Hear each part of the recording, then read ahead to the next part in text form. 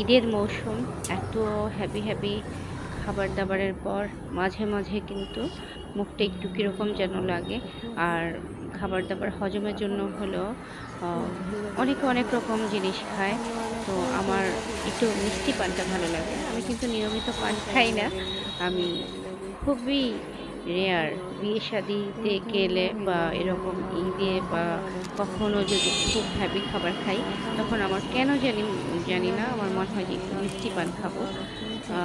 তো আরকি আমার হাসব্যান্ডকে বললাম যে, লাগতেছে কিরকম যেন। ও তো স্প্রাইট, দই এই সেই বিভিন্ন জিনিস এনে খাওয়াচ্ছিল যে যাতে না হয়, আম পেটে গ্যাস্ট্রিস না হয়।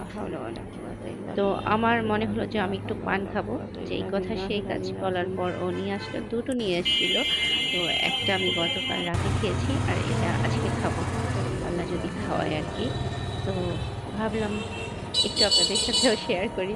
শৌখিন পান।